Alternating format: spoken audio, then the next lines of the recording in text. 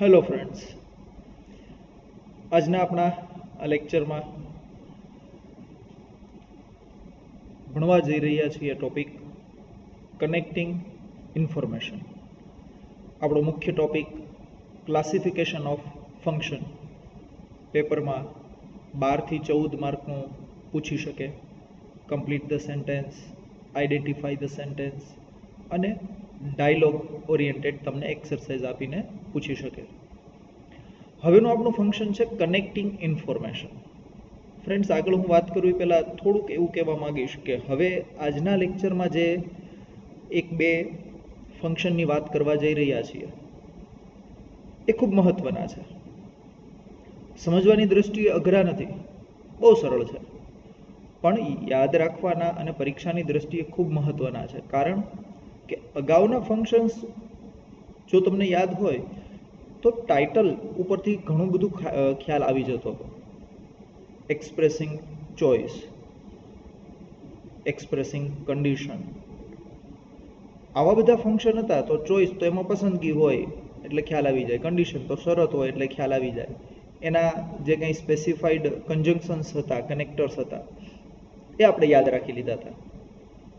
હવે જે બે ત્રણ ફંક્શન્સ આવશે એમાં એવું થશે કે કોઈ ચોક્કસ એવા કન્જંક્શન્સ તમને હું નહીં કહી શકું કે આ જ હોય એટલે તમારે કનેક્ટિંગ ઇન્ફોર્મેશન આવું લખવાનું. હવે અહીંયા તમારે તમારો સંપૂર્ણ જ્ઞાન અને લોજિક બંનેનો ઉપયોગ કરવાનો છે. કનેક્ટિંગ ઇન્ફોર્મેશન આ શબ્દ જુઓ તો માહિતી એકત્રિત કરવી. હવે કોઈ પણ બે ત્રણ વાક્યને કનેક્ટ કરો એટલે માહિતી કંઈક ને કંઈક એકત્રિત થતી જ હોય. મેં અહીંયા બ્રેકેટમાં લખ્યું છે યુઝ ઓફ કન્જંક્શન, મતલબ કોઈ પણ પ્રકારના કન્જંક્શનનો ઉપયોગ કરીને બે શબ્દો કે વાક્યને જોડેલા હોય એવું વાક્ય, એને કનેક્ટિંગ ઇન્ફોર્મેશન કહેવાય. કેવી પરિસ્થિતિમાં ઉપયોગ થશે આ ફંક્શનનો? તો કે એક કરતાં વધુ વાક્યોમાં રજૂ કરવામાં આવેલી માહિતીને ચોક્કસ સંયોજક દ્વારા, શબ્દ યાદ રાખવાનો, ચોક્કસ સંયોજક કીધું છે, ગમે તે નહીં, જોડીને એક અર્થપૂર્ણ વાક્ય દ્વારા રજૂ કરવામાં આવેલું હોય ત્યારે આ ફંક્શન વપરાશે. મતલબ ફ્રેન્ડ્સ, તમને યાદ હોય તો ક્લોઝની વ્યાખ્યા મેં ક્લાસમાં ભણાવતી વખતે કીધી હતી. કોઈ એક વાક્ય ચોક્કસ સંયોજકની મદદ વડે અન્ય વાક્ય સાથે જોડાઈને એક સંપૂર્ણ અર્થસભર વાક્ય બનાવે તો તે જોડાયેલા વાક્યને ક્લોઝ કહેવામાં આવે છે. કંઈક એના જેવું જ છે. એક કરતાં વધારે વાક્યમાં રજૂ કરવામાં આવેલી માહિતીને ચોક્કસ સંયોજક દ્વારા, આ ચોક્કસ સંયોજક આ બહુ મહત્વનું છે, અને પાછું જોડીને એક અર્થપૂર્ણ તમે વાક્ય બનાવો છો તો તેવા વાક્યને કેવું ફંક્શન કહેશું? કનેક્ટિંગ ઇન્ફોર્મેશન આ ફંક્શન ધરાવતું વાક્ય છે, આમ કહેશું. Remember, this function tells us how more than two sentences to make a meaningful sentence.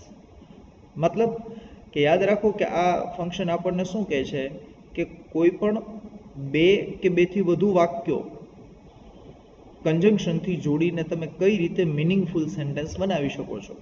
આ એક તમારી સ્કિલ ડેવલપ તમે કરી શકો છો.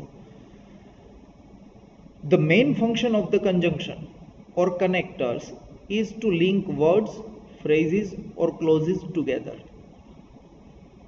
મુખ્ય કાર્ય શું છે કન્જંક્શન કે કનેક્ટર્સનું? તો કે કોઈ પણ બે શબ્દોને જોડવા અથવા ફ્રેઝીસ, શબ્દ સમૂહને જોડવા. હવે પ્રશ્ન એ થાય, શબ્દ સમૂહ કોને કહેવા? તો એના વ્યાખ્યા માટે હું એવું કહીશ કે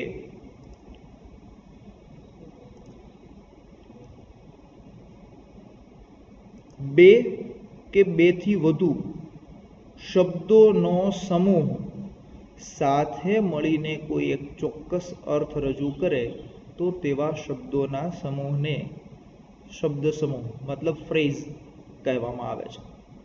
ફ્રેન્ડ્સ, આ વ્યાખ્યા દરેક લેંગ્વેજમાં લાગુ પડે છે આ જ રીતે. તો ફ્રેઝનું બંધારણ શું? તો કે મિનિમમ 2 વર્ડ્સ. બીજી કન્ડિશન તો કે બે શબ્દ કદાચ સેપરેટ અર્થ ધરાવતા હોય પણ સાથે મળીને કોઈ એક આખો અલગ જ નવો અર્થ જ ધરાવતો હોય ચોક્કસ અર્થ રજૂ કરતું હોય તો એવા શબ્દોના સમૂહને ફ્રેઝ કહે છે. અને પછી આપણે વાત કરી હતી ક્લોઝની. ક્લોઝની વાત હમણાં જ મેં કરી કે કોને ક્લોઝ કહેવાશે, તો કે કોઈ એક વાક્ય, સોરી ડિયર ફ્રેન્ડ્સ, કોઈ એક વાક્ય ચોક્કસ સંયોજકની મદદ વડે અન્ય વાક્ય સાથે જોડાઈને એક અર્થપૂર્ણ વાક્ય બનાવે તો તે જોડાયેલા વાક્યને ક્લોઝ કહે છે. તો કંજંક્શન કે કનેક્ટરનું મુખ્ય કાર્ય આ છે, બે શબ્દોને જોડવા અથવા ફ્રેઝિસને જોડવા અથવા ક્લોઝિસને જોડવા. ડિયર ફ્રેન્ડ્સ, જરૂર હશે એટલા જ હું તમને જે તે ટોપિકના ડેપ્થમાં લઈ જઈશ, કારણ કે પેપર સ્ટાઇલ અલગ છે. ઓલ્ડ પેપર સ્ટાઇલ હોત, ઓલ્ડ પેપર સ્ટાઇલ એટલે આજથી 10 વર્ષ પહેલાંની, 15 વર્ષ પહેલાંની, તો ગ્રામર ભણાવવું આખું અલગ થઈ જાય અને અલગ પદ્ધતિથી ભણાવવું પડે. અને દરેક વસ્તુ હું આ રીતે વિડીયો લેક્ચરમાં કદાચ ન પણ ભણાવી શકું, અને કદાચ હું ભણાવી દઉં તો તમને સમજાય એવી કોઈ ગેરંટી ના આપી શકું. પણ હવે ફંક્શનલ ગ્રામર છે એટલે સમજવાનું ને યાદ રાખવાનું બહુ ઘટી જાય છે, એટલે જરૂર પડશે એટલું ડેપ્થમાં આપણે જશું. Various connectors are used to join two or more than two sentences to make meaningful sentence. હવે અહીં એક મેં સ્ટેટમેન્ટ આપ્યું કે જુદા જુદા પ્રકારના કનેક્ટર્સ મતલબ કંજંક્શન્સ બે કે બેથી વધુ વાક્યોને જોડીને મિનિંગફુલ સેન્ટેન્સ અર્થસભર વાક્ય બનાવવા માટે વપરાય છે. Different connectors express different type of functions. આ વસ્તુ ખાસ તમારે ધ્યાનમાં રાખવાની છે. જુદા જુદા પ્રકારના કનેક્ટર્સ એ જુદા જુદા પ્રકારના ફંક્શન રજૂ કરે છે. મતલબ કોઈ એક ફંક્શન રજૂ કરવા માટે કોઈ એક કંજંક્શન છે તો એ જ કંજંક્શન અન્ય બીજું કોઈ ફંક્શન રજૂ કરી શકશે નહીં અપવાદને બાદ કરતા, અથવા તો કોઈ એક જ ફંક્શન રજૂ કરવા માટે એક કરતાં વધુ કંજંક્શન્સ હોય. પણ દરેક કંજંક્શન્સ દરેક ફંક્શન તો નહીં રજૂ કરી શકે ને. એટલે આ વસ્તુ એવી છે કે દરેક કંજંક્શન એક જ ફંક્શન રજૂ કરે, અને એ કયું? Connecting information. હું જે સ્ટેટમેન્ટ હમણાં બોલ્યો ત્યાં સુધી લઈ જવા માટે આગળ વાત કરીએ. Connectors make clauses. હમણાં મેં વાત કરી કે કોઈ પણ કંજંક્શન છે એ ક્લોઝ બનાવે, અને ક્લોઝ કેવા હોય એની આપણે વાત થઈ ક્લાસરૂમમાં. જે તે વખતે જે ટોપિક ભણતા હતા ત્યારે વાત થઈ હતી, ત્યારે મેં એવું કીધું હતું કે ક્લોઝ છે એ જુદા જુદા 4 પ્રકારે બની શકે. એક તો મુખ્ય વાક્યની પાછળ કંજંક્શનની મદદથી બીજું વાક્ય જોડાય.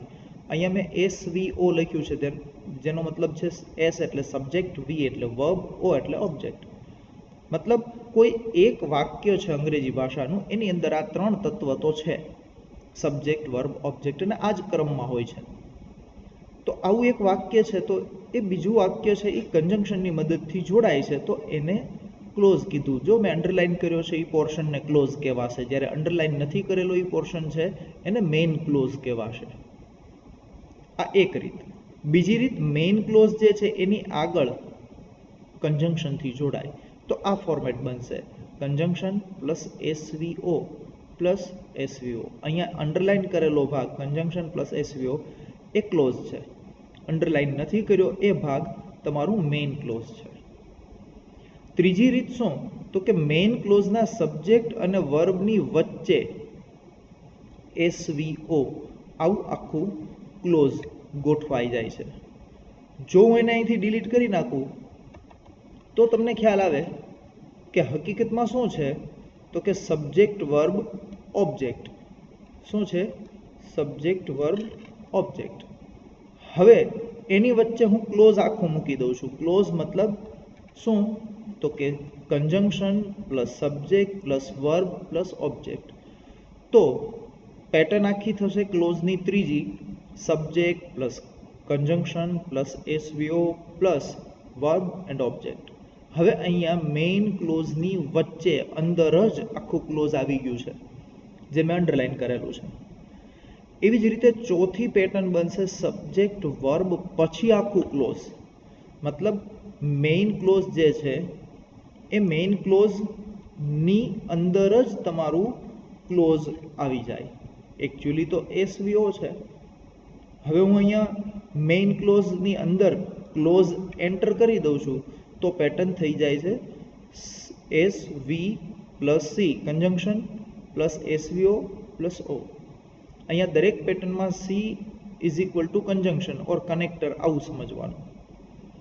આ વસ્તુ એટલા માટે મેં કીધી કે કોઈ પણ કન્જંક્શનથી બનેલું ક્લોઝ અથવા એક જ વાક્યની અંદર કોઈ બે વસ્તુ, બાબત કે વ્યક્તિઓના નામને કનેક્ટ કરવા માટે કોઈ કન્જંક્શન વપરાણા હોય તો એવું પણ વાક્ય આ જે કાંઈ હશે એ કયું ફંક્શન રજૂ કરે છે?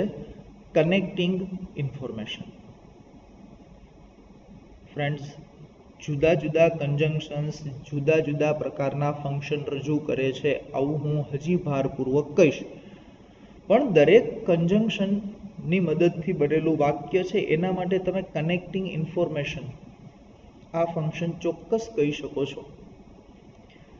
C example, he is lazy, he earns more. તો મેં આ સેન્ટેન્સને ધો વડે જોડ્યું છે તો બન્યું ધો હી is lazy he earns more. તો હવે અહીંયા તમને ખબર છે, મને ખબર છે, ધો, ઓલ્ધો, ઇવન ધો, ઇવન ઇફ આવા કન્જંક્શન્સનો ઉપયોગ કરીએ એટલે કોન્ટ્રાસ્ટ બને. તો એક્સપ્રેસિંગ કોન્ટ્રાસ્ટ આવું ફંક્શન આવવું જોઈએ, અથવા તો એવું કંઈક ફંક્શન આવવું જોઈએ જેમાં કોન્ટ્રાસ્ટ આવો શબ્દ આવવો જોઈએ. હવે જો ઓપ્શનમાં એ હોય તો આપણે એ સિલેક્ટ કરશું, પણ માનો કે ઓપ્શનમાં આ હોય તો કનેક્ટિંગ ઇન્ફોર્મેશન, પણ કોન્ટ્રાસ્ટ વાળું નથી તો કનેક્ટિંગ ઇન્ફોર્મેશન આ ફંક્શન આપણે સિલેક્ટ કરવું પડે. હવે સમજ્યા ફ્રેન્ડ્સ શું હું કહેવા માંગતો હતો અને શા માટે આ મહત્વનું છે? હજી એક એક્ઝામ્પલ જોઈએ અને સમજીએ. આઈ will go to Somnath and Dwarka. હવે આ સેન્ટેન્સમાં કન્જંક્શન આવ્યું એન્ડ. બે સ્થળના નામ છે સોમનાથ અને દ્વારકા, એને જોડવા માટે એન્ડ કન્જંક્શનનો ઉપયોગ થયો. તો હવે આવા વાક્ય માટે કયું ફંક્શન યુઝ કરશું? તો કે કનેક્ટિંગ ઇન્ફોર્મેશન. આમ જે કંઈ કનેક્ટિંગ ઇન્ફોર્મેશન ટાઇટલના ફંક્શન અંતર્ગત વાત કરવી છે એ આગળ વાત કરીએ કે કેવા કેવા પ્રકારના કન્જંક્શન્સ હોઈ શકે કનેક્ટિંગ ઇન્ફોર્મેશન. એક જ વાક્યમાં બધું કહી દઉં તો તમામ પ્રકારના કન્જંક્શન્સ, પણ એને થોડુંક ડિટેલમાં વાત કરું તો લેંગ્વેજ એલિમેન્ટ કેવું હશે કનેક્ટિંગ ઇન્ફોર્મેશન નામના ફંક્શનમાં? તો કે following language elements are use to express this function. પહેલાં તો નીચે આપેલા ફંક્શન હશે. ક્યાં? પહેલું છે કોઓર્ડિનેટ કન્જંક્શન્સ.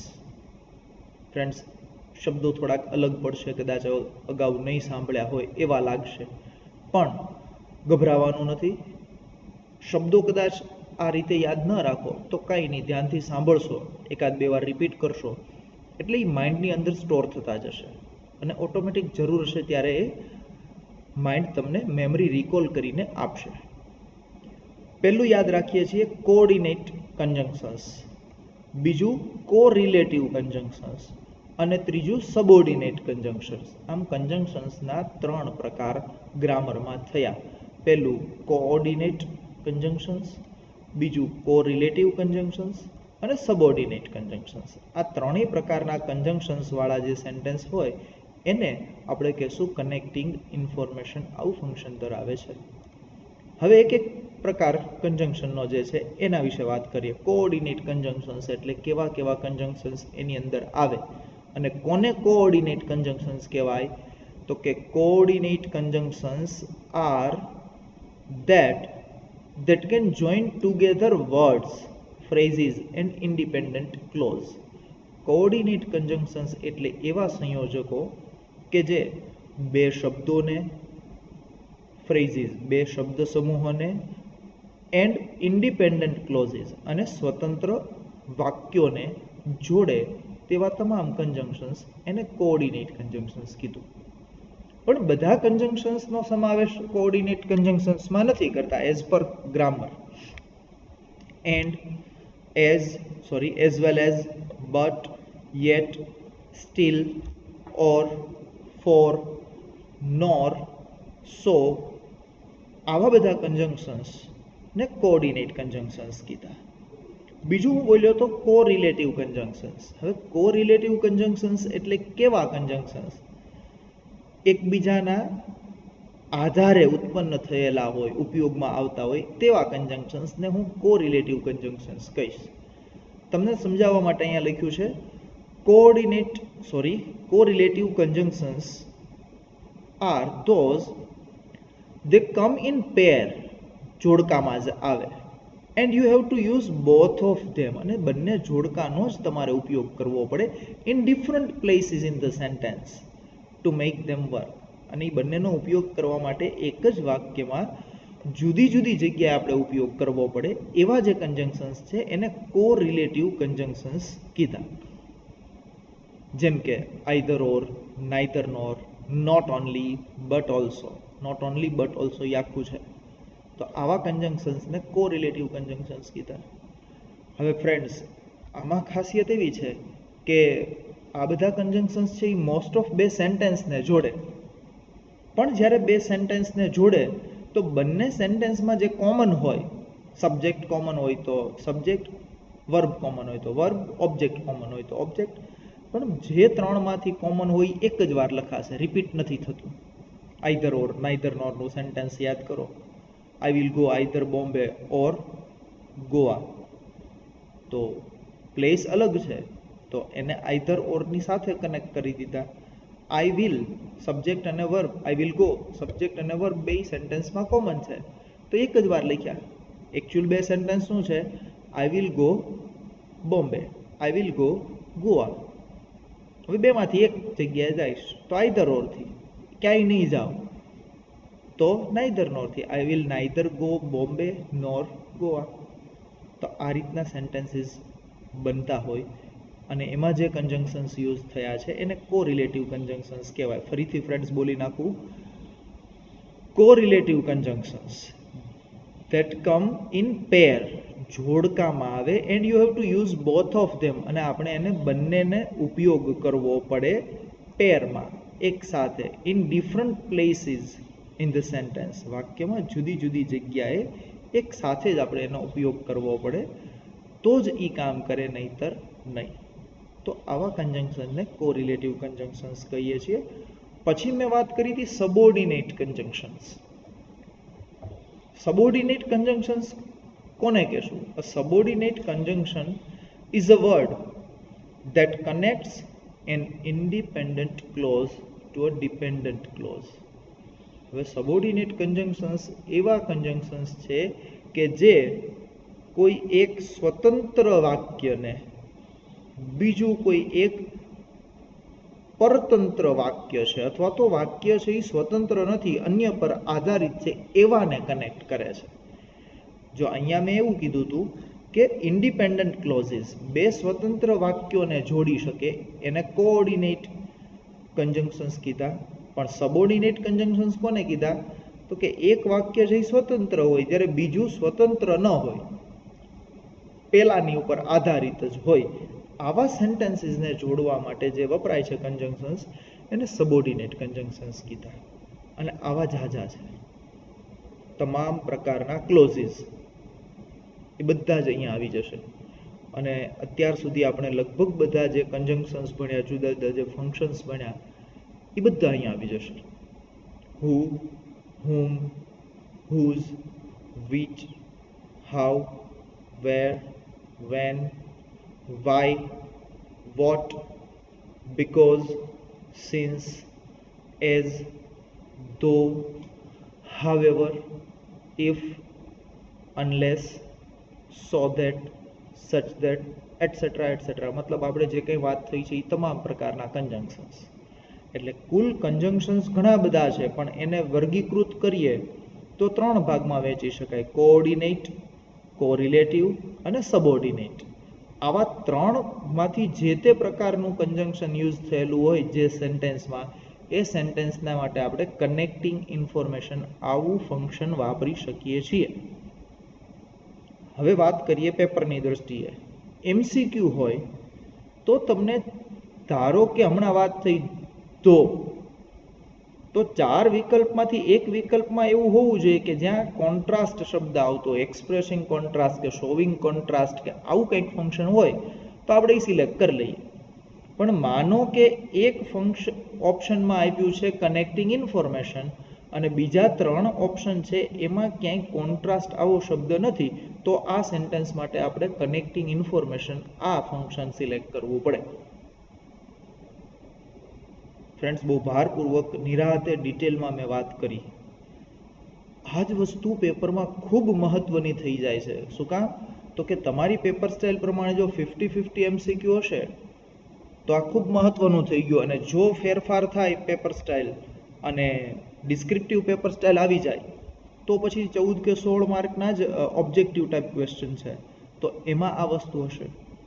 તો ફંક્શન તમારે જે આપ્યું છે એ આઈડેન્ટિફાઈ કરવાનું હોય, અથવા તો જે ફંક્શન છે એને રિલેટેડ સેન્ટેન્સ આઈડેન્ટિફાઈ કરવાનું હોય, ત્યારે ખાસ ધ્યાનમાં રાખવું પડે કે કનેક્ટિંગ ઇન્ફોર્મેશન એટલે તમામ પ્રકારના કન્જંક્શન્સ વાળું સેન્ટેન્સ એમાં આવી જાય. પણ ક્યારે? જો એ જ કન્જંક્શન માટે વપરાતું સ્પેસિફિક ફંક્શન તમને ન આપેલું હોય તો, નહીતર તમે એવી રીતે ફંક્શન ગમે તે સિલેક્ટ કરી શકતા નથી. આગળ વાત કરીએ.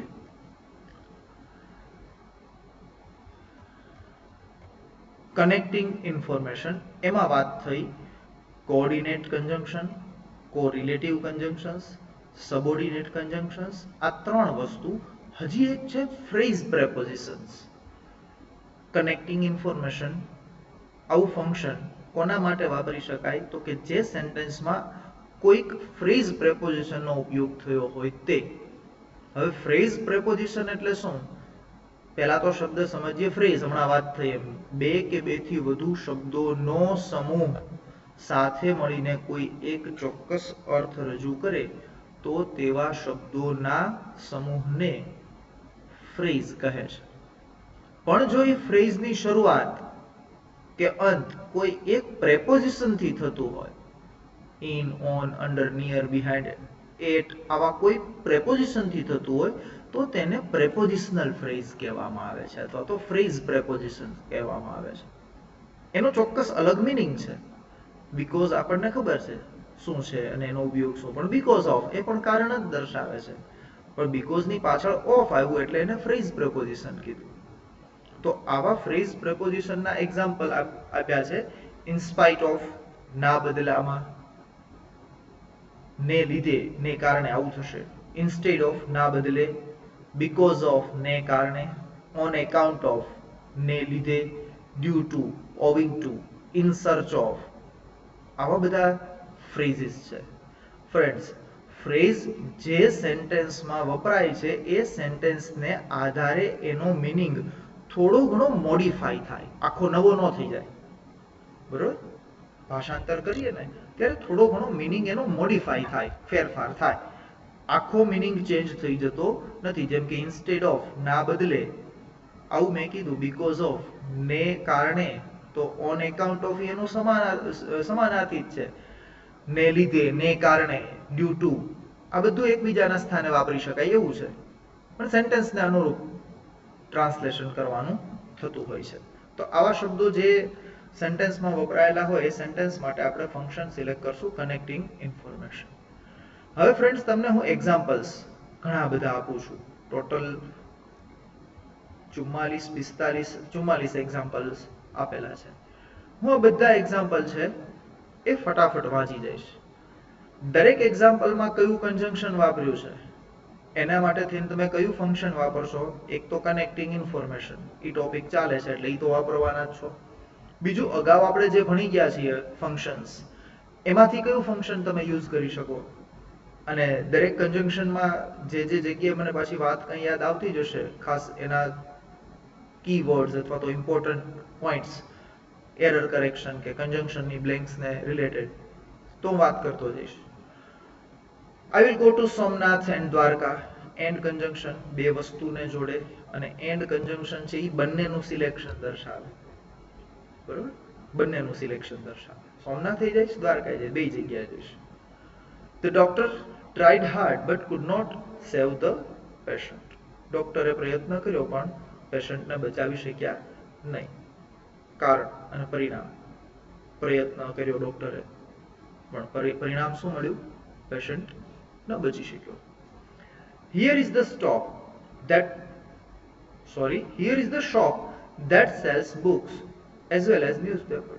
અહીંયા એક દુકાન છે કે જે બુક્સ અને ન્યૂઝપેપર બંને વેચે છે.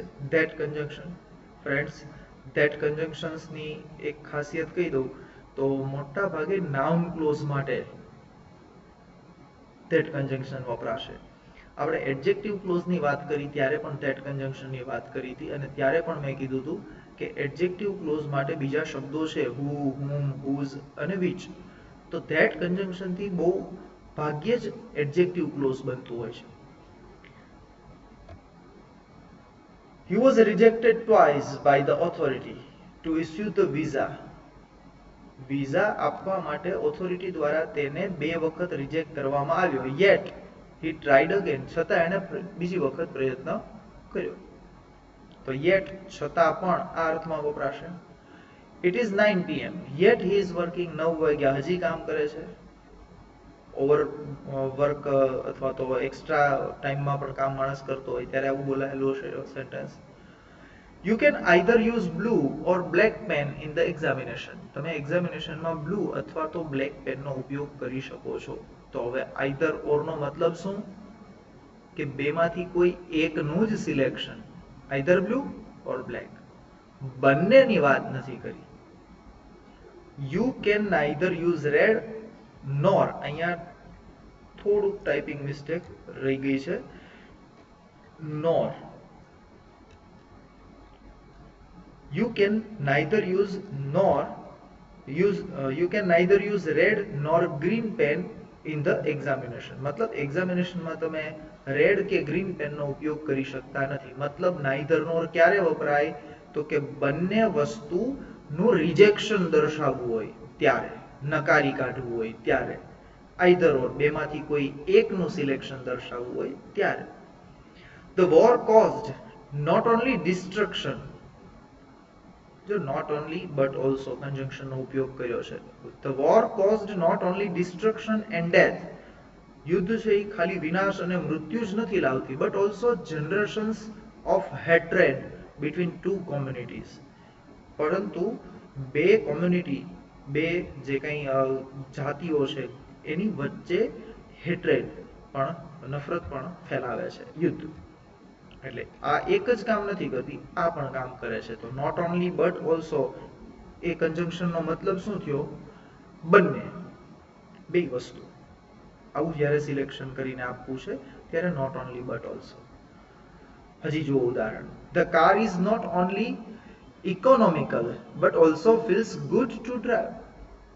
કાર ખાલી ઇકોનોમિકલ છે એટલું જ નહીં, પણ ચલાવવી એ પણ સારી બાબત છે, ચલાવવામાં પણ સારી છે. Not only was it raining all day at the wedding, but also the band was late. આખો દિવસ વરસાદ જ પડ્યો એટલું નહીં, બેન્ડ પણ મોડું હતું વેડિંગના દિવસે. એક સાથે બે બાબત દર્શાવી. The teacher who is teaching in the class is our English teacher. Who conjunction થી તમે સેન્ટેન્સ બનાવ્યું. બે સેન્ટેન્સ તમે કનેક્ટ કર્યા. The teacher is teaching in the class. The teacher is our English teacher. આવા બે સેન્ટેન્સ હોય એને who થી કનેક્ટ કર્યું, એડજેક્ટિવ ક્લોઝ બન્યું. Bring the book whose front page is torn. whose conjunction નો ઉપયોગ કર્યો. whose conjunction નો ક્યારે ઉપયોગ થશે ફ્રેન્ડ્સ? તો કે કોઈ સંબંધ દર્શાવવો હોય, માલિકીપણું દર્શાવવું હોય ત્યારે. તો અહીંયા બુક અને એનું ફ્રન્ટ પેજ બે વચ્ચેનો સંબંધ દર્શાવ્યો છે એટલે whose વાપર્યું. ફરીથી adjective clause. The saint whom we met last night was Shri Swami Swarupanandji, આવું એક નામ મૂક્યું છે મેં ખાલી. The saint whom conjunction વાપર્યું છે. whom conjunction વાપર્યું, રિલેટિવ પ્રોનાઉન છે, એડજેક્ટિવ ક્લોઝ બનશે. જે સંતને આપણે મળ્યા હતા એ સ્વામી સ્વરૂપાનંદજી હતા. પછી which conjunction નોન લિવિંગ જે હશે એના માટે જ વપરાશે, મનુષ્ય માટે ક્યારેય નહીં વપરાય. જો ફ્રેન્ડ્સ સાથોસાથ અગાઉના ટોપિકનું રિવિઝન પણ થતું જાય છે. અને કનેક્ટિંગ ઇન્ફોર્મેશનમાં કેવા કેવા સેન્ટેન્સીસ હોય તો એને કનેક્ટિંગ ઇન્ફોર્મેશન કહેવાય. The mobile phone which is in the cupboard is belong to my friend. I remember how they used to have those huge roaring fires in the winter. મને યાદ છે કે કઈ રીતે આટલું બધું મોટું ફાયર વિન્ટરમાં યુઝ કરતા હતા. Huge roaring fire. This is the cave where Pandavas spent time. જો અહીંયા where સ્થળ દર્શાવે છે, બરોબર. એક ઓલું ફંક્શન આપણે ભણવામાં આવ્યું હતું ને વાત કરી હતી, relating two someone or something, આવું એક ફંક્શન હતું જેના માટે થઈને તમને મેં 2 વખત વાત કરી હતી. Talking about people or place in relation two someone or something. તો આ ફંક્શન ને આધારે તમને અહીંયા પેપરમાં પૂછ્યું હોય આવું sentence, yes, this is the cave where Pandavas spent time. તો હવે તમને ઓપ્શનમાં કયું ફંક્શન આપ્યું છે એનો વિચાર કરો. આપેલા સેન્ટેન્સમાં કયા કન્જંક્શનનો ઉપયોગ થયો છે અને એ કન્જંક્શન આપેલા ફંક્શનમાં ક્યાં બંધ બેસતું આવે છે, આમ વિચારવાનું છે. તો તમે રાઈટ આન્સર સુધી પહોંચી શકશો. Can you tell me the time when the રાજધાની એક્સપ્રેસ વિલ અરાઈવ. આ જ સેન્ટેન્સ આપણે એક્સપ્રેસિંગ ટાઈમ માટેની વાત થઈ હતી ત્યારે જોયું હતું. Expressing place, showing place, this is the cave where place. રીઝનમાં why, tell me the reason why you cheat in the examination. જો અહીંયા રીઝન શબ્દ આવી ગયો અને પછી વાય પણ છે, અહીંયા ટાઈમ શબ્દ પણ આવી ગયો અને વેન પણ છે, અહીંયા સ્થળનું નામ છે અને વેર પણ છે. Do you know what the weather will be? What conjunction? તો નાઉન ક્લોઝ માટે ખાસ વપરાતું કન્જંક્શન છે, પણ આપણે connecting information. Do you know, તમે જાણો છો. What the weather will be, વાતાવરણ કેવું હશે એ તમે જાણો છો. He was late because, જો રીઝન બતાવે છે બીકોઝ, પણ અહીંયા કનેક્ટિંગ ઇન્ફોર્મેશન. જો ઓપ્શન આપ્યું હોય રીઝન રિલેટેડ તો આપણે એ ઓપ્શન સિલેક્ટ કરશું. He was late because he met with a minor accident on the way. We would not go out since અથવા તો as it was raining. અહીંયા because ના સિમિલરમાં since અથવા તો as આપ્યું છે. તો રીઝન દર્શાવતું કોઈ ફંક્શન આપ્યું હોય તો એ સિલેક્ટ કરવાનું, નહીતર કનેક્ટિંગ ઇન્ફોર્મેશન. તો he was poor, he helped his neighbor. Contrast બતાવે છે. કોન્ટ્રાસ્ટ શબ્દ ક્યાંક આવતો હોય એવું કોઈ ફંક્શન આપ્યું હોય તો એ, નહીતર connecting information. You can arrange the furniture however you want. જે રીતે તમે ઈચ્છો એ પ્રમાણે ફર્નિચર ગોઠવી શકો છો. Connecting information. We are determined to solve the problem however long it takes. Problem solve કરવા માટે અમે કૃતનિશ્ચયી છે, ગમે એટલો ટાઈમ લાગે. If we miss the last bus we will have to walk home. છેલ્લી બસ ચૂકી જશો તો હાલીને જવું પડશે. શબ્દશ ભાષાંતર નથી કરતો ફ્રેન્ડ્સ, બહુ સિમ્પલ સેન્ટેન્સ છે એટલે માત્ર તમારું ધ્યાન દોરવા પૂરતું જ ભાષાંતર કરું છું. કન્ડિશનની વાત થઈ, ઇફ આવ્યું અને આપણે વાત થઈ હતી કે કન્ડિશનની વાત હોય તો ઇફ અથવા અનલેસ બેમાંથી કોઈ એક આવી શકે છે. એન્ડથી પણ તમે અને બટથી પણ તમે કન્ડિશન દર્શાવી શકો છો, આવી અગાઉ વાત થઈ ગઈ. Unless I am mistaken, she was back at work yesterday. જો મારી ભૂલ ન થતી હોય તો તેણી ગઈકાલે she was back at work, ગઈકાલે કામ પર આવી હતી. Can you turn the radio off unless you are listening to it? જો તમે રેડિયો સાંભળતા ન હોય તો તમે એને ટર્ન ઓફ, બંધ કરી શકશો. Unless condition. The box is so heavy that I cannot lift. જો so that conjunction નો યુઝ થયો, કનેક્ટિંગ ઇન્ફોર્મેશન. પણ હવે so that conjunction ક્યાં આવતું હતું તો કે એડવર્બ ક્લોઝ ઓફ રિઝલ્ટ વાળા ટોપિકમાં આવતું હતું. He is so ill that, so that પાછું આવ્યું.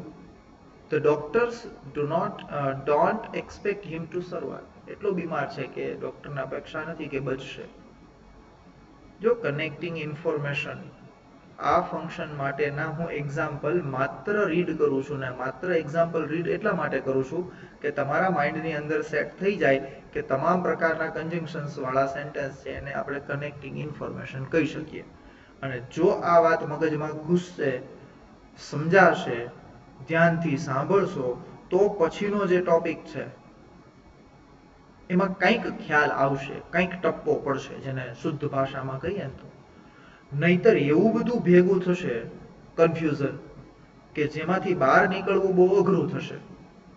આવું એટલા માટે કહું છું કે ઘણી બધી વખત ભણાવતા ભણાવતા અમે પણ પોતે કન્ફ્યુઝનમાં આવી જતા હોઈએ. શું કામ? તો કે એકને એક વસ્તુ એક કરતા વધુ જગ્યાએ યુઝ થાય છે અને ટાઇટલ પાછા અલગ અલગ આપી દીધા છે. હવે ગ્રામર છે, હવે એમાં કંઈ હું કે તમે ફેરફાર નથી કરી શકવાના. કદાચ આપણે આપણી રીતે સિમ્પ્લિફિકેશન કરીએ એ આપણા પોતાની વાત છે, વ્યક્તિગત છે, પણ એ જાહેર જનતા માટે બધાના માટે કોમન ન કરી શકીએ. તો હું મારા પોતાના સમજવા માટે કંઈક અલગ ટેકનિક યુઝ કરતો હોઉં, તમને સમજાવવા માટેની રીત અલગ હોય. તમે સમજો છો, એ સમજ્યા પછી તમે તમારી જાતે યાદ રાખવા માટે અલગથી ટેકનિક યુઝ કરી શકો છો. Okay, come to the point friends. I have made some sandwiches so that we can have snack on the way. So that, જો આ so that જે યુઝ થયું તે અને અહીંયા જે so that વપરાણું છે so that, બંને વચ્ચે ડિફરન્સ છે. so heavy that તો અહીંયા એડજેક્ટિવ છે, અહીંયા so that માં એડજેક્ટિવ વચ્ચે આવતું નથી, so that બે સાથે આવે છે. We will send you a reminder in order that you arrive on time for your appointment. In order that, હમણાં વાત થઈ થોડીક વાર પહેલા જ કે phrase preposition પણ આવે તો એ સેન્ટેન્સને કનેક્ટિંગ ઇન્ફોર્મેશન આવું સેન્ટેન્સ કેવું. We will send you a reminder so that you can, જેમ કે અહીંયા આગળ વાત થયું we will send you reminder, જો મેં એનું એ સેન્ટેન્સ એટલા માટે લીધું કે એના એ સેન્ટેન્સને તમે કન્જંક્શનથી so that થી જોડી શકો છો. We will send you a reminder so that you can arrive on time for your appointment. It was such an amazing sight that, તો ખાલી that, sorry, such an amazing sight, article, adjective, noun, so such that ની વચ્ચે. It was such an amazing sight that we will never forget.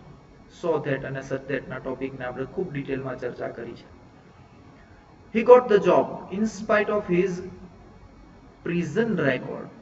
Prison record એટલે jail, prison એટલે jail, જેલમાં હતા એવો record હતો છતાં એને જોબ મળી ગઈ. ઓકે, મળી જાય, ન મળે એવું થોડું, પણ કઈ કારણોસર જેલમાં હતા એના ઉપર આધારિત છે.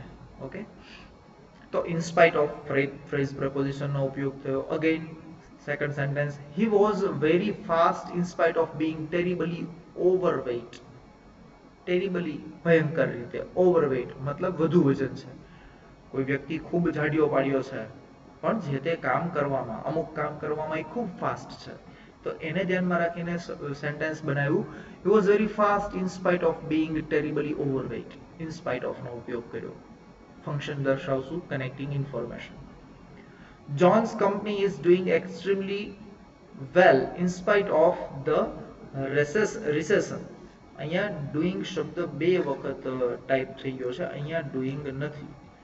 John's company is doing extremely well in spite of recession. recession મતલબ બેરોજગારી જેને કહેવાય, બેકારી જેને કહેવાય, બરોબર. કંપની આગળ પૈસા ન હોય અથવા તો કોઈ બિઝનેસ સારો ન ચાલતો હોય તો કંપનીનો પ્રોફિટ ખૂબ ઘટી જાય છે, તો કંપનીને સર્વાઈવ થવા માટે અમુક કર્મચારીને છૂટા કરવા પડે છે. આવી પરિસ્થિતિ જે છે એને રેસેશન કીધું. Instead of the principal, the vice principal of the school addressed the function. Instead of phrase preposition નો ઉપયોગ કર્યો. I could not attend the seminar because of my illness. જો because of આપણે અગાઉ વાત થઈ હતી, because of પછી હંમેશા સંબંધક સંબંધક વિભક્તિનો સર્વનામ અને નાઉન આવશે, અથવા તો because of my injury આવું પણ તમે કહી શકો છો. Our fight was delayed on account of bad weather. Sorry fight નથી, ફ્લાઇટ છે, બોલવામાં ભૂલ થઈ. Or flight was delayed on account of bad weather. ખૂબ ભયંકર વાતાવરણ છે, એને લીધે, ઓન એકાઉન્ટ ઓફ, ના લીધે, ના કારણે અમારી ફ્લાઇટ ડિલેડ, મોડી થઈ છે. સાવ કેન્સલ નથી થઈ, થોડીક વાર પછી જશે. He had to withdraw due to knee injury. ગોઠણની ઇન્જરીને કારણે, ને લીધે, due to, he had to withdraw, એને પોતાનું નામ જે તે ટુર્નામેન્ટમાંથી પાછું ખેંચી લેવું જોઈએ. His death was not due to any lack of care. Any death કોઈ બેદરકારીને કારણે નહોતી થઈ. સ્પેશિયલી સુશાંત સિંહ વાળા કેસને ધ્યાનમાં રાખીને સેન્ટેન્સ મૂક્યું છે. અમુક સેન્ટેન્સીસ ફ્રેન્ડ્સ લખતા હોય ત્યારે અમુક ઇન્સિડન્ટ માઇન્ડમાં આવતા જતા હોય, એને રિલેટેડ સેન્ટેન્સીસ બનાવીને મૂકતા હોઈએ, તો અમને ભણાવવામાં મજા આવે, અને એ એક ઇન્સિડન્ટ સાથે યાદ આવી જતો હોય તો એક્ઝામ્પલ પણ યાદ રહી જાય, અને એક્ઝામ્પલ યાદ રહી જાય તો એની અંદરની જે મેટર છે, જેમ કે અહીંયા ડ્યુ ટુ, ને લીધે, ને કારણે, બરોબર, તો એ ફ્રેઝ પ્રેપોઝિશન છે. The match was cancelled owing to bad weather. We entered the mall in search of some good food. In search of, phrase preposition. તો ફ્રેન્ડ્સ, મેં જેટલા કન્જંક્શન્સની વાત કરી અહીંયા તમને ટાઇટલ આપ્યું હતું મેં કનેક્ટિંગ ઇન્ફોર્મેશન, અને એ કનેક્ટિંગ ઇન્ફોર્મેશન વાળા ફંક્શનમાં જુદા જુદા પ્રકારના 3 કન્જંક્શન્સ હોય. એમાં આપણે વાત કરી, એક તો કોઓર્ડિનેટ કન્જંક્શન્સ, કોરિલેટિવ કન્જંક્શન્સ, અને પછી હતું સબઓર્ડિનેટ કન્જંક્શન્સ. ચોથો પોઈન્ટ હતો ફ્રેઝ પ્રેપોઝિશન્સ. અને આ ચારે ચાર પોઈન્ટની અંદર જુદા જુદા પ્રકારના કન્જંક્શન્સની મેં વાત કરી. એ તમામ પ્રકારના કન્જંક્શન્સના મેં એક એક્ઝામ્પલ, બે એક્ઝામ્પલ આપવાની કોશિશ કરી, જેથી કરીને તમને ખ્યાલ આવે કે ઠીક, આવું સેન્ટેન્સ હોય તો કનેક્ટિંગ ઇન્ફોર્મેશન આવું કહી શકાય. અથવા તો જે તે કન્જંક્શન છે એ પોતે પણ એક સ્વતંત્ર ફંક્શન રજૂ કરે જ છે. શરત એ છે કે તમને ઓપ્શન શું આપ્યા છે. હા, હવે ડખો ઈ થાય કે સ્ટુડન્ટ્સ નક્કી કરી લે, ગમે એ ફંક્શન પેપરમાં પૂછાય, કનેક્ટિંગ ઇન્ફોર્મેશન લખી નાખો, 1 માર્ક મળી જાય. આવું નથી થતું. કોમર્સના સ્ટુડન્ટ હોય ને તો એને સેન્ટેન્સ આપ્યા હોય ને એ સેન્ટેન્સ કયું ફંક્શન રજૂ કરે છે એ તમારે જાતે લખવાનું હોય. પેપરમાં એને એવું હોય છે 12થમાં. તો હવે તો બધા સ્ટુડન્ટ્સ કનેક્ટિંગ ઇન્ફોર્મેશન એમ જ લખીને આવતા રહે એટલે પૂરેપૂરા માર્ક આપી દેવાના, એવું થાય ને? ના, આવું કરવાનું નથી. જે કન્જંક્શન યુઝ થયું છે એને અનુરૂપ જે ફંક્શન છે એ જ આપણે આઈડેન્ટિફાઈ કરવાનું છે, એ જ લખવાનું છે. મેં કોમર્સનો એક્ઝામ્પલ આપીને કીધું એવી રીતે આપણને પૂછે તો પણ, અને MCQમાં પૂછે તો પણ, અને ઓબ્જેક્ટિવ ટાઈપ પેપર હોય અને એમાં 12-14 માર્કનું પૂછે એમાં પણ. સિવાય કે કોઈ ઓપ્શન બંધ બેસતો ન હોય તો જ કનેક્ટિંગ ઇન્ફોર્મેશન આ ફંક્શન આપણે સિલેક્ટ કરશું, નહીતર નહીં. હવેનો ટોપિકની વાત કરવી છે રિપોર્ટિંગ, જેના માટે આપણે ખૂબ બધું ભણ્યા, ડાયરેક્ટ ઇનડાયરેક્ટ સ્પીચ. કોઈ પણ સેન્ટેન્સ કે જે ઇનડાયરેક્ટ સ્પીચનું હોય એના માટે તમે ફંક્શન મૂકી શકો છો રિપોર્ટિંગ. હવે પ્રશ્ન એ થાય કે વાક્ય ઇનડાયરેક્ટ સ્પીચનું છે એ કેમ ખબર પડે? તો તમને મેં અગાઉ વાત કરી હતી, અને એમાં એવું કીધું હતું કે ઇનડાયરેક્ટ સ્પીચ હોય તો એ ઇનડાયરેક્ટ સ્પીચમાં શું હોય, તો કે એક રિપોર્ટર હોય, પછી રિપોર્ટિંગ વર્બ હોય, લિસનર હોય, કન્જંક્શન હોય, અને પછી આખું એક વાક્ય, મતલબ સબ્જેક્ટ વર્બ ઓબ્જેક્ટ હોય. આવા ફોર્મેશનમાં જો કોઈ પણ સેન્ટેન્સ લખાયેલું છે તો એ સેન્ટેન્સ છે ઇનડાયરેક્ટ સ્પીચનું છે, તો એના માટે ફંક્શન આપણે સિલેક્ટ કરવું પડે રિપોર્ટિંગ. બીજા શબ્દોમાં કહો તો કે કોઈ એક વાક્ય છે એ અન્ય કોઈ વ્યક્તિ બીજા કોઈ વ્યક્તિને કહે છે, આવા અર્થમાં એક સેન્ટેન્સ બનેલો છે, તો એને રિપોર્ટિંગ કહેશું. શું કામ આવું મારે ફરીથી બોલવું પડ્યું? તો કે ઇનડાયરેક્ટ સ્પીચ એટલે એક કન્જંક્શન તો આવવાનું જ, અને એક કન્જંક્શન આવવાનું એટલે તમે શું જીકવાના? કન્જંક્શન આવ્યું, જીકો કનેક્ટિંગ ઇન્ફોર્મેશન. ફ્રેન્ડ્સ, મારી ઘણી બધી મર્યાદાઓ આવી જાય છે. જો ક્લાસરૂમમાં તમે બધા હોત નજર સમક્ષ તો તમારી સાથે વાતચીત કરીએ એટલે તમારો રિપ્લાય આવે તો મને કંઈક પ્રશ્ન પૂછવાની મજા આવે, અથવા તો કંઈક નવી વાત કરવાની મજા આવે.